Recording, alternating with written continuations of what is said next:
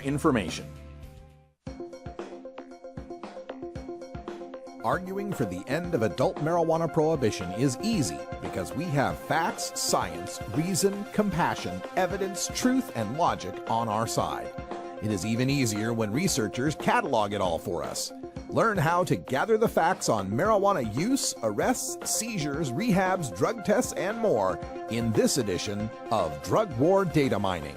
Welcome back, everyone. Almost 23 after the hour, and today the big news story is the release of the Monitoring the Future data, the study from the University of Michigan that spoke to over 40,000 8th, 10th, and 12th grade students, surveying them on their drug and alcohol use. As the Washington Post Wonk blog frames it, teen marijuana use falls as more states legalize. We'll take a deeper look into these statistics here and in the next segment, but now here's a video from the University of Michigan explaining some of the most pertinent findings.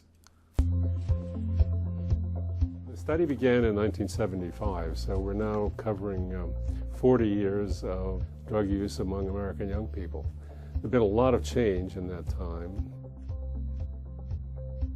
The proportion of kids who are drinking, and more importantly, who are binge drinking, that is, having 5 or more drinks in a row, both of those have seen declining proportions over quite a long time. So we're now at the lowest levels of drinking and binge drinking that we've seen in the history of the study. We're constantly trying to find what are the new drugs that are emerging. In Monitoring the Future, we show for the first time in a national study that e-cigarette use has actually surpassed regular cigarette use.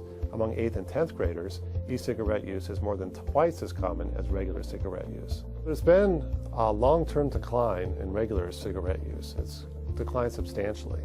Cigarette smoking prevalence today is at near historic lows. An e-cigarette is a battery-powered device. The user puts in a chemical substance which includes nicotine, and that nicotine substance is turned into a vapor, which the user then inhales into his or her lungs. Part of the reason that e-cigarettes are so popular among youth is that they have a very low perceived health risk. The public health community is very concerned about e-cigarette use, particularly among youth, because for many youth, it is their initiation into nicotine use, which is an addictive drug.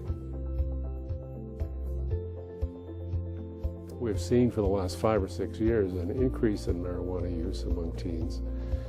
This year, that leveled off, and in fact there was a little lowering of the rates, and we're not exactly sure why, given all the attention that marijuana is now receiving. About the only thing that went up really was the e-cigarettes this year. An unusual year in that respect. Usually there's more things going up and going down, but this year mostly it's either steady or decline. That's from the University of Michigan, and they're monitoring the future survey results. And while the experts there might be confounded as to why binge drinking and marijuana use and all these other drug measures are going down, I have a very simple explanation for it. And that is that teenagers have much better and more truthful information about drugs than they ever have.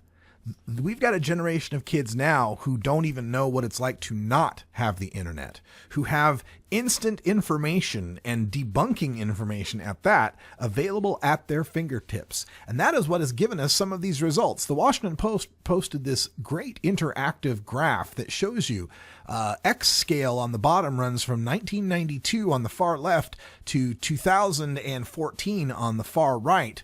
And the blue line, bottom line, is for your 8th graders, middle line is 10th graders, top line is your high school seniors, 12th graders. These are the decline lines for alcohol, a legal drug that has declined from over half of 12th graders using it to under 40% of 12th graders using it. If we switch that graph to cigarettes, we see another precipitous decline in the use of cigarettes among the youth, all the way down below 5% in the case of 8th graders and reaching close to 15% among the 12th graders, from highs that were over a third when we talked about high school seniors.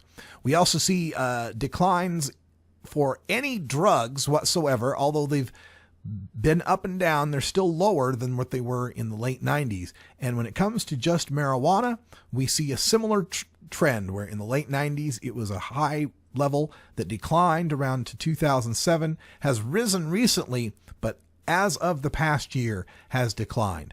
Other drugs don't really show up very much in the data. They're pretty low on the chart level there.